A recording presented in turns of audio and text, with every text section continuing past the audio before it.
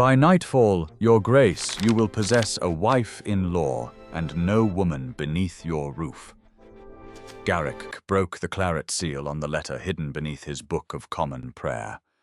Before the candles and startled wedding guests, he raised Demelza's farewell between them, while she stood veiled at the altar.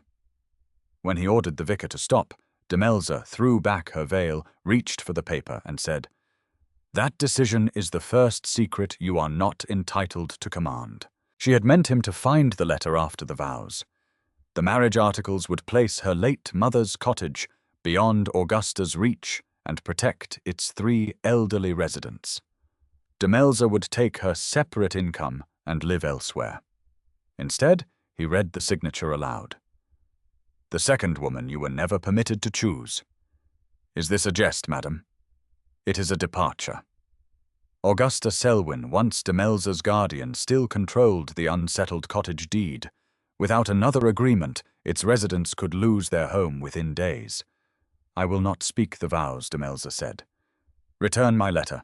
Let me leave this chapel freely." Garrick looked toward the murmuring guests. "Close the doors. No one leaves until I understand this." The footman dropped the iron latch. Demelza met his dark, unyielding eyes.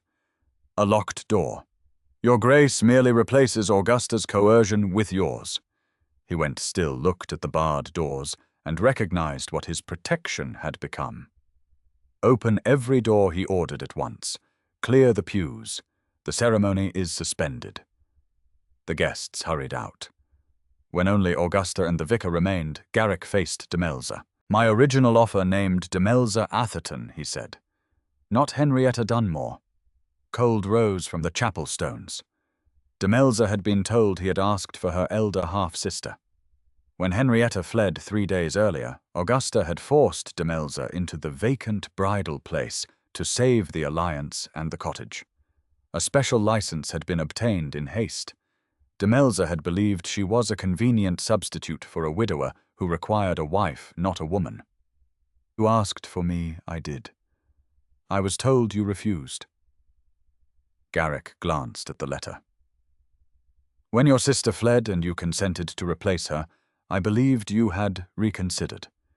Someone had altered the match before either sister knew." "We require 7 days," Demelza said. "I will remain at Stratton Hall as an independent guest, not a detained bride. No dishonor will attach to my refusal today." "Agreed." He turned to the vicar. "You will record that I halted this ceremony." Mrs. Atherton did not abandon it. He returned the letter unopened. The wedding had stopped, and the cottage was safe for 7 days beneath his authority. But he did not know what else the letter contained, and Demelza did not know why he had first chosen the woman everyone else overlooked. By evening, Garrick had brought order to Stratton Hall. Demelza was placed in the East Wing in rooms reserved for honored guests. Augusta was lodged in the West Wing 3 corridors away. Garrick instructed the housekeeper that Mrs. Selwyn was not to command Demelza's maid enter her rooms uninvited or intercept correspondence addressed to her. He had secured every visible point of danger. He had not asked what the rest of the letter said. Demelza sat in the east drawing room at 10 o'clock with an embroidery hoop on her lap.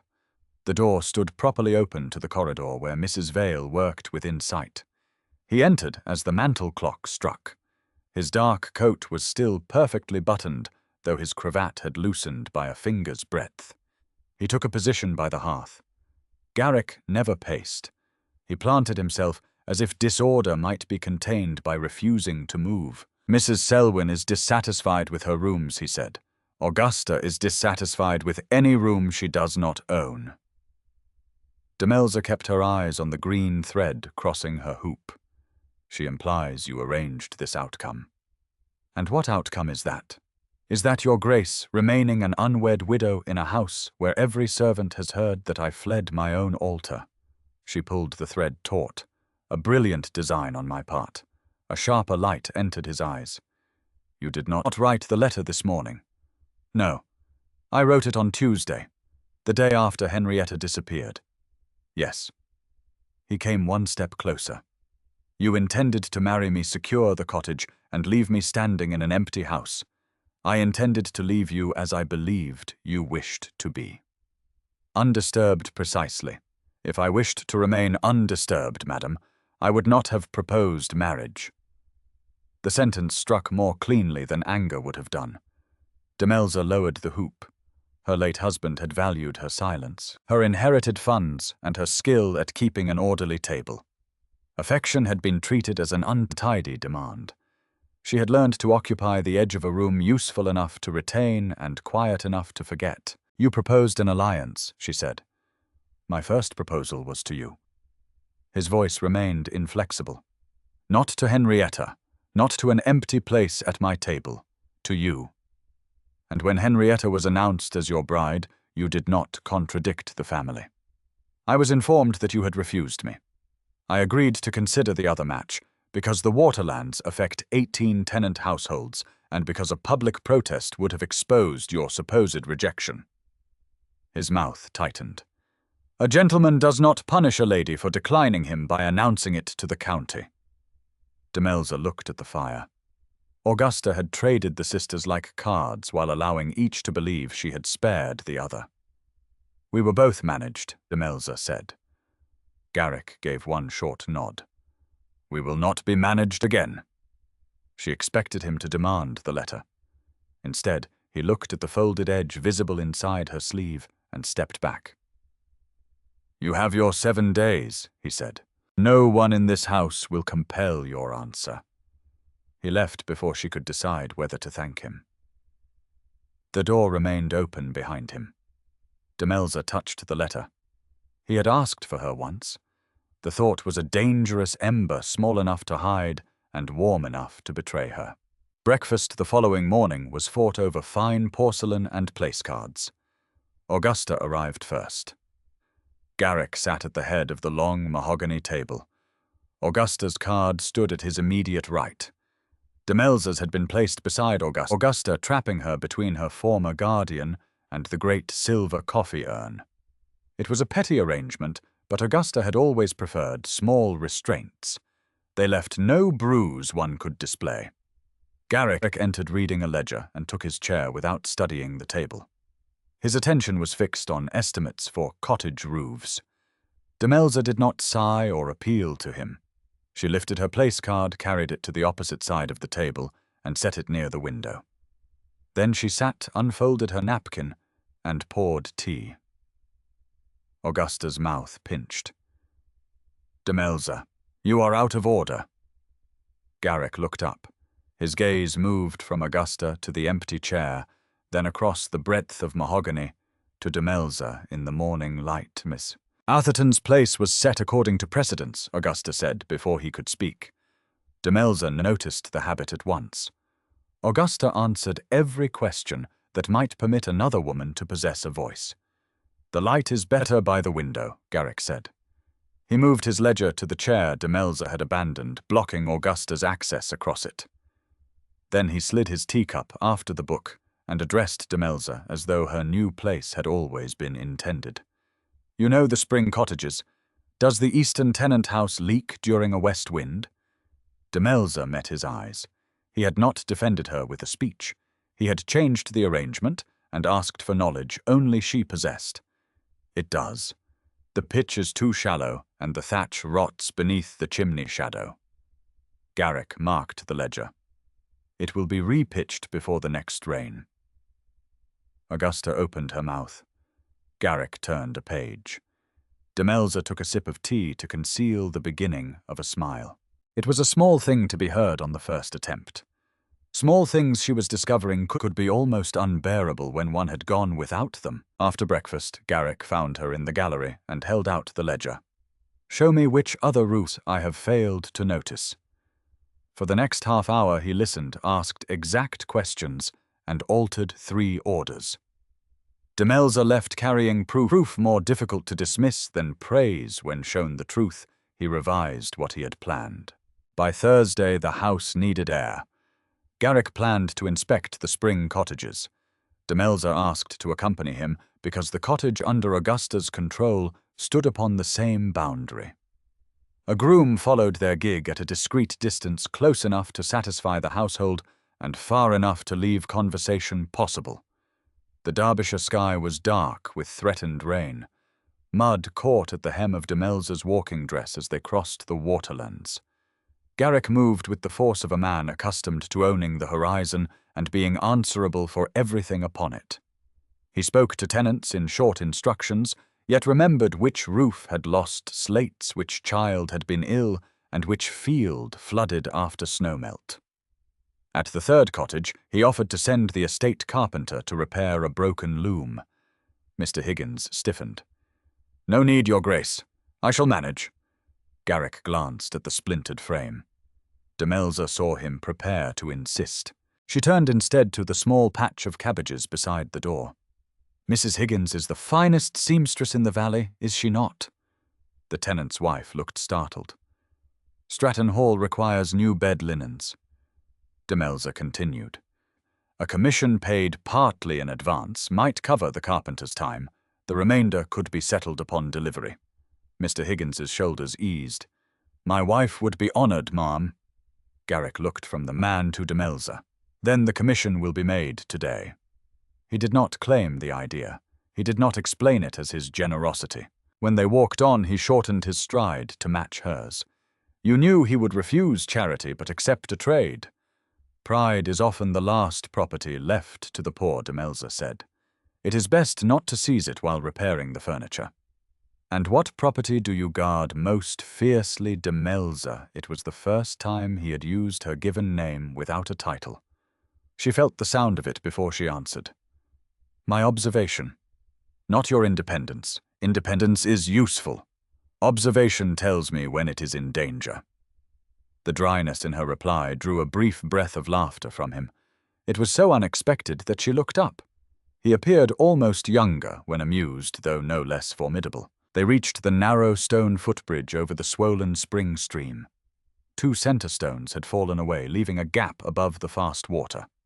Garrick stopped and measured the distance. "I will carry you across." It was an instruction offered as a solution. Demelza examined the bank and saw a sturdy oak plank half hidden in the grass. "Or you might hand me that plank, and we might both cross with our dignity intact." He followed her gaze. For a moment he seemed to consider whether ducal rank required him to defeat the stream personally. Then he picked up the plank. "Dukes," he said, laying it across the broken stones, "are accustomed to believing obstacles exist to prove our strength. And widows are accustomed to knowing that a bridge is more useful than a hero." He tested the plank with his boot, then stepped aside. "Your bridge, Mrs. Atherton." Demelza crossed. On the far bank she turned to watch him follow. A drop of rain had darkened his hair near his temple. His gaze remained entirely upon her, not upon the bridge, as though her safe arrival mattered more than his own cleverness. The attention unsettled her because it did not feel like possession. It felt like recognition. They returned to the gig in companionable silence. He did not take credit for the tenant arrangement. She did not thank him for using the plank. They had solved 2 difficulties together without either becoming smaller. "At the boundary gate," Garrick said. "The cottage will not be touched during these 7 days, even if you leave at their end. That was not in our agreement." No, it should have been. She did not want to leave the estate. More dangerously, she no longer wished to leave him. But the farewell letter remained in her pocket, and its folded paragraphs still named the reasons wanting him could not be enough. The fragile peace broke on Friday afternoon. Garrick gathered the family in the main drawing room. Augusta, 2 aunts, and several cousins sat in tense expectation. Demelza occupied a chair near the window with her embroidery untouched in her lap. Garrick stood before the fireplace. "I have made a decision," he said. "Uncertainty is feeding the county's gossip. The wedding will resume on Sunday at noon. The original terms will stand." Relief moved through the room. Augusta's smile was thin and triumphant. Demelza felt the blood leave her face. He had heard every correction she had offered, and still returned to command when disorder pressed him. He had converted her possible choice into an announced conclusion. She rose. The room fell quiet. Demelza did not argue before Augusta. She walked to the door with her dignity intact. "You will excuse me, Your Grace." Garrick followed her into the hall. "Demelza." She turned at the foot of the great staircase. "Do not announce my life to a room full of spectators, Garrick. I am securing your position. The gossip is becoming intolerable. To whom his expression hardened. To this house. To the estate. To you. You are repeating Augusta's coercion in a more respectable coat." He stopped. "She placed me at an altar because it served the family," Demelza continued. Her eyes burned, but she would not spend tears upon an argument that required precision. "You have announced my wedding because it serves the estate. The outcome may be kinder. The choice is still not mine. I am protecting you. No, you are protecting order." She drew one steady breath. "You converted my possibility into your schedule. If I marry you on Sunday because you have declared it, I remain a borrowed woman placed where another name once stood." She turned toward the stairs. "Wait." The word held no command. Demelza looked back. Garrick stood below her, the iron certainty gone from his face. She saw the instant he understood that good intentions did not alter the shape of the act. He walked back into the drawing room, and left the door open behind him. "I spoke in error," he said to the assembled relatives. A startled silence followed. Dukes were expected to correct others, not themselves. "The announcement is withdrawn. No wedding will take place on Sunday unless Mrs. Atherton requests it. The decision is hers alone." Augusta protested. "Your Grace, the county will call this weakness. Then the county may practice accuracy before it practices judgment." Garrick returned to the hall. His face was set, but he did not try to conceal the cost of the admission. "I took the choice from you," he said. "I return it. No date will be set unless you name it." Demelza studied him. His apology had required him to surrender an order before the people whose approval he had tried to secure. "Thank you," she said. She did not forgive him at once. She did not descend the stairs either. But that evening, the second farewell she had begun in her mind remained unwritten.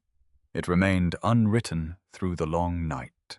By Saturday morning, Demelza found Garrick in the small family chapel attached to the east wing.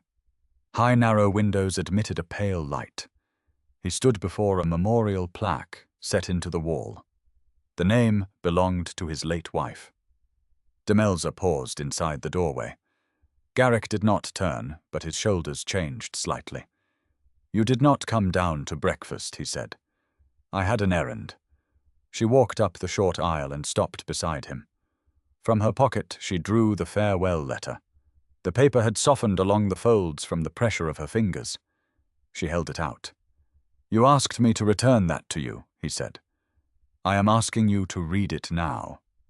The paragraphs folded inward. He accepted the letter. The claret wax had already been broken at the altar, but one sealed fold remained. He opened it carefully. Demelza watched his face as he read. The first hidden paragraph explained Augusta's threat. If Demelza refused to replace Henrietta, the cottage deed would remain unsettled, and her mother's former companion and 2 elderly servants would be sent away. Garrick's fingers tightened upon the page. The second described Demelza's first marriage, the husband who had praised her usefulness, managed her money, and treated tenderness as an inconvenience. Garrick read more slowly. A line appeared between his brows that no anger had placed there. Then he reached the final paragraph. Demelza had written, "I would have chosen you, Garrick. For a year I have watched you repair a strained estate while carrying grief without asking anyone to carry it for you. I would have chosen you freely. But your first marriage was arranged by your father, and I believed Augusta had arranged this one. I saw the mourning seal still pressed into your wax. I saw words from your first wedding repeated upon the invitations. I will not spend a second marriage serving an absent love. I will not be a substitute for the dead, as I will not be a substitute for my sister. By nightfall, you will have your legal wife. I will have my dignity. Garrick lowered the paper. Demelza had imagined anger, perhaps contempt. She had not imagined the naked hurt that briefly emptied his face of command. You meant to marry me, while believing every kindness I offered belonged to a dead woman, he said. I believed remembrance occupied every place a new wife might have claimed. You wore black at our engagement dinner. She added, you seal private letters with her family crest. He looked at the memorial plaque. My father arranged my first marriage. She was a good woman, and I came to esteem her deeply. His voice remained controlled, but the control had become effort. I keep the seal because erasing her would be cowardice. I mistook austerity for loyalty. He turned toward Demelza. She is gone, he said. Remembering her does not require me to withhold my present life. Demelza said nothing. She would not soothe him before the truth was complete. Garrick unfolded the letter again. You wrote that you had watched me for a year. I did. At the autumn quarter day, the solicitor reported grain yields that could not be true. Every man at the table accepted the figures. His eyes held hers. You counted the wagons in the yard. You waited until he contradicted himself. Then you asked one question and saved 3 tenant farms from a false levy. Demelza's breath caught. She had believed that moment invisible. Garrick had been arguing with 2 land agents at the time. She had assumed he remembered only the corrected account. I asked for you because you see where powerful people expect not to be examined, he said. I did not want a shadow in my house. I wanted the woman who sees the crack before the bridge gives way. The words reached where praise never had. He had chosen neither beauty nor compliance, but the faculty she guarded most fiercely. Garrick lifted one hand, then stopped before touching her. The hesitation mattered. Demelza closed the small distance herself. His fingers rested against her cheek. His hand was warm and calloused, and not entirely steady. What would make a proposal mine, he asked, rather than another arrangement imposed upon you? Remove every price. His thumb moved once along her cheekbone. Remove Augusta's control of the cottage, Demelza said. Remove the dependence from the bargain. Remove the estate alliance from my answer. Then ask me again. I can do that, I know. She met his gaze. The question is whether you can do it before you know my answer. The truth struck him. Then he nodded. Yes. Before either could say, more footsteps sounded in the passage. The butler appeared at the open chapel door, breathing hard from haste. Your Grace, forgive me. Miss Henrietta Dunmore has arrived at the front gates. Mrs. Selwyn is demanding that the family assemble in the drawing-room. Garrick's hand fell from Demelza's face. Henrietta had returned, and Augusta had reached her first. Augusta arranged the drawing-room like a trial before Garrick and Demelza entered. The family filled the chairs along the walls. Henrietta sat near the hearth in a travel-stained pelisse, pale and trembling. Augusta stood over her with one hand on the chair back. There you are, Augusta said, when Demelza appeared. The architect of this scandal. Demelza stopped inside the doorway. Garrick moved to her side. Not before her. Beside her. Explain yourself, Mrs. Selwyn, he said. Henrietta has confessed. Augusta gestured toward the bowed figure. Demelza encouraged her to flee. She arranged the carriage. She wrote that absurd farewell to force a declaration from you. She has manipulated this family to rise from an unwanted widow to a duchess. Whispers spread around the room. The lie was well made. It used Demelza's silence as evidence of calculation and her concern for the cottage as proof of greed. Her old instinct returned with humiliating speed. Leave before the room decided what she was. Silence, Garrick ordered. The whispers died. He turned to the footman. "Close the doors. Lock them. No one leaves until I have the truth." The doors shut. The key turned. Demelza's breath shortened. Under pressure, Garrick had returned to the same mistake. Contain the room. Command the answer. Build safety without asking whether the walls themselves were the threat. She walked toward the locked doors. "Demelza," he said sharply. "Stay." Her hand closed around the brass knob. "I will not have my name cleared in a locked room, Garrick." She turned enough to see him. "I will not be questioned as a prisoner, and I will not marry beneath an order. Open the door." Garrick looked at her hand upon the knob. Then he looked at Augusta's satisfied face. Unlock it," he said. The key turned at once. The doors opened onto the long hall. Garrick crossed the room and stopped beside Demelza at the threshold. "Mrs. Selwyn," he said, facing the family. "You made the accusation publicly. It will be answered publicly tomorrow at noon in the chapel where this began." Augusta gave a brittle laugh. "She has no proof. This is not an assize, madam. Mrs. Atherton need not produce a criminal brief to answer slander within my house." Garrick glanced at Demelza before continuing. "She will determine the order of what is said. She will speak first. The choice was offered, not assigned." Demelza considered the open hall. Henrietta's bowed head and Augusta's hand still gripping the chair. "Henrietta must be free to speak without you beside her," Demelza said. Garrick nodded. "Mrs. Vale will remain with Miss Dunmore tonight, Mrs. Selwyn will have no access to her rooms, and the chapel doors remain open tomorrow. They will remain open." Augusta's confidence faltered for the first time. Garrick offered his arm. Demelza placed her hand upon his sleeve, not because she required guidance to leave, but because she wished the room to see that Augusta had failed to divide them. They walked into the open hall together. At noon on Sunday, 1 week after the interrupted ceremony, Stratton Chapel filled again. The same candles burned along the stone walls. The same relatives occupied the pews. The same vicar waited at the altar with a face arranged into solemn neutrality. Demelza wore the same ivory gown and the same lace veil. This time, no one had lowered the veil for her. She had done it herself before leaving her room, choosing to enter the chapel exactly as she had entered it 1 week earlier. At the altar, before anyone spoke, she lifted the veil and folded it back with her own hands. Garrick stood beside her in formal black, holding the farewell letter.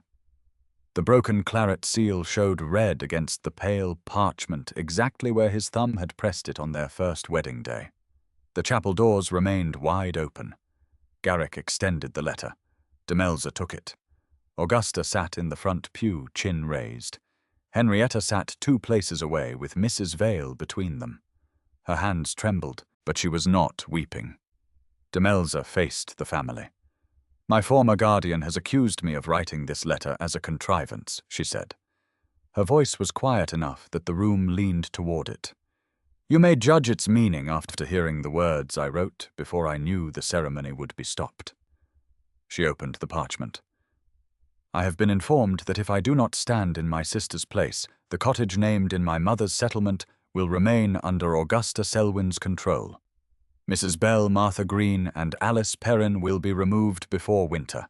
I cannot purchase my freedom with their homelessness." The names changed the room. The threatened residents were no longer an abstract charitable cause, but women several relatives knew. Augusta rose, a forgery composed for sympathy. Demelza let the accusation hang until its ugliness became audible. Then she turned to Henrietta. "Did you flee the Duke of Stratton?" Demelza asked, "or did you flee the bargain?" "Augusta imposed upon us both." Henrietta looked toward Augusta. Fear pulled at her face. Garrick did not approach her. He did not command her to answer. He stood where Demelza had asked him to stand and waited. Henrietta looked at the open doors. "I fled Augusta," she said. Her voice shook but carried. "She told me the Duke had first asked for Demelza. She told His Grace that Demelza refused. Augusta wanted me to be Duchess because my marriage settlement could cover her gaming debts. Henrietta swallowed. When I objected, she said Demelza would lose the cottage if either of us spoke.